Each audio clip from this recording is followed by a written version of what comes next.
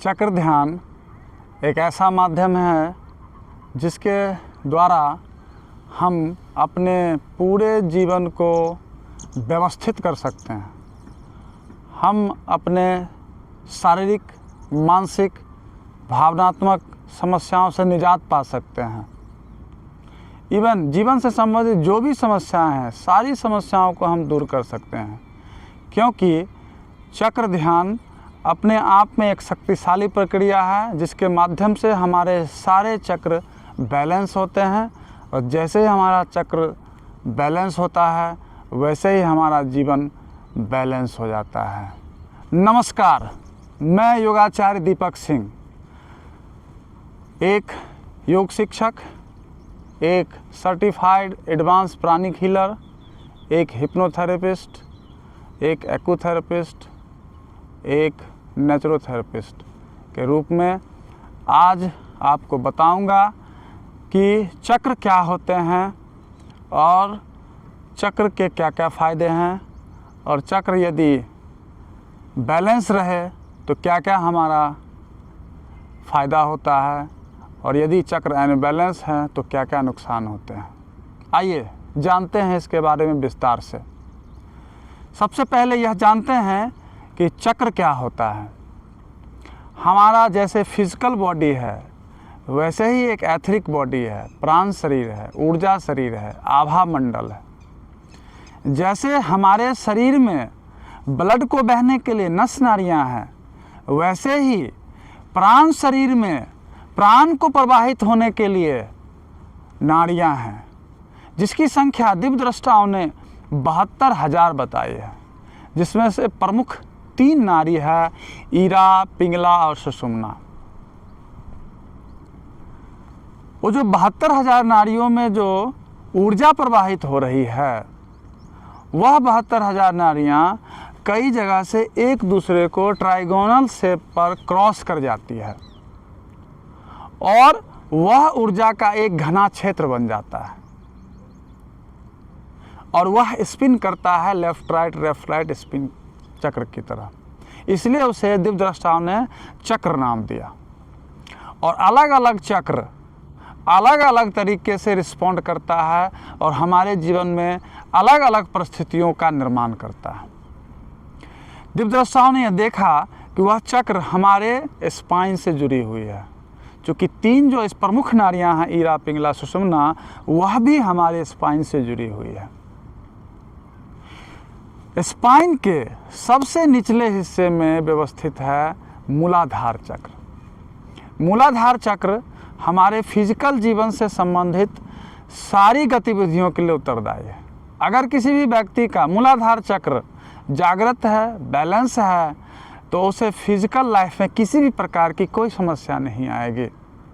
और अगर मूलाधार चक्र अनबैलेंस है तो उसका फिजिकल लाइफ बहुत डिस्टर्ब चलेगा।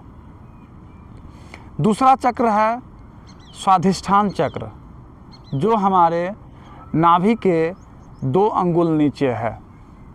यह चक्र क्रिएटिविटी का चक्र है, और अगर यह चक्र अनबैलेंस्ड होगा तो व्यक्ति क्रिएटिव नहीं हो पाएगा, और यदि यह बैलेंस है तो व्यक्ति क्रिएटिव होगा। सिंगिंग के क्षेत्र में हो, पेंटिंग के क्षेत्र में हो, नृत्य के क्षेत्र में हो, या कुछ भी ऐसा क्रिएट करना हो, वहाँ पर वह व्यक्ति अत्यधिक सक्रिय होगा। तीसरा चक्र है नाभि चक्र। यह हमारे शरीर के बीचों बीच है, और यह चक्र हमारे शरीर को स्वस्थ रखने में सबसे ज़्यादा उत्तरदायी है। जितना ज़्यादा यह चक्र स्ट्रांग होगा, मजबूत होगा, उतना ही ज़्यादा हमारा पूरा शरीर स्वस्थ होगा। चौथा चक्र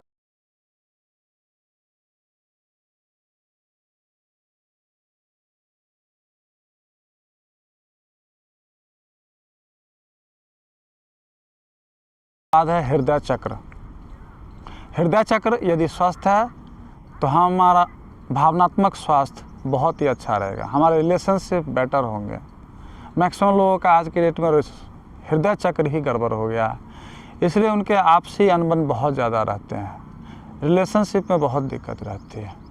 और यदि हमारा हृदय चक्र स्वस्थ रहेगा तो हमारा आपसी रिलेशन बहुत अच्छा होगा, हमारा भावनात्मक स्वास्थ्य बहुत ही सुंदर होगा।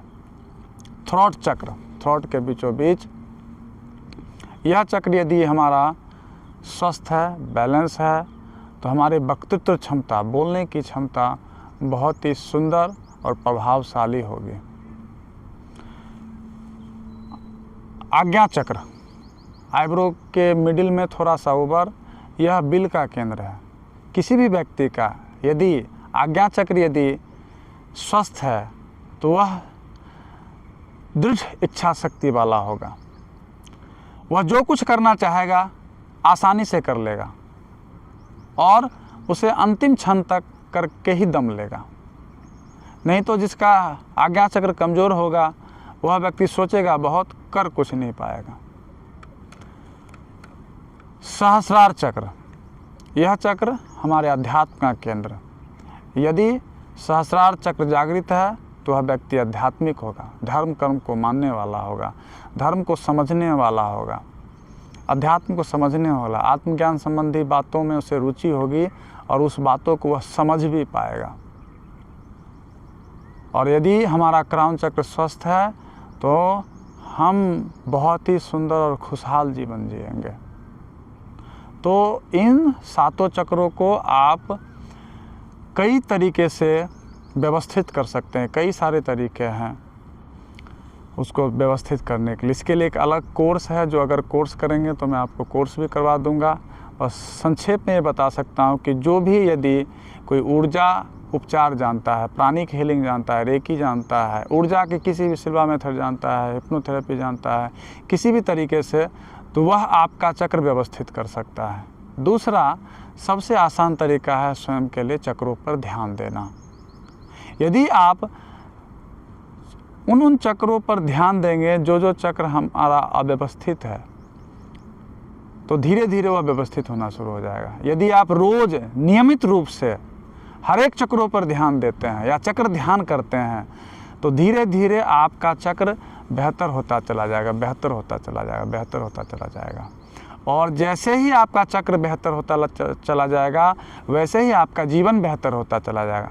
जीवन के हर एक क्षेत्र में आप उन्नति करेंगे, शारीरिक रूप से उन्नति करेंगे, मानसिक रूप से उन्नति करेंगे, भावनात्मक रूप से, इकोनॉमिकल रूप से, सोशल रूप से, हर तरफ से, चारों तरफ से खुशहाली आपके जीवन में आएगी। तो नियमित रूप से चक्र का ध्यान करिए। चक्र ध्यान कैसे किया जाता है अगले वीडियो में हम इसको करवाएंगे, जिसको आप करिए और अपने चक्रों को व्यवस्थित करिए, अपना जीवन खुशहाल बनाइए। साथ ही अधिक से अधिक लोगों को यह वीडियो शेयर करिए जिससे उनका जीवन भी खुशहाल बने,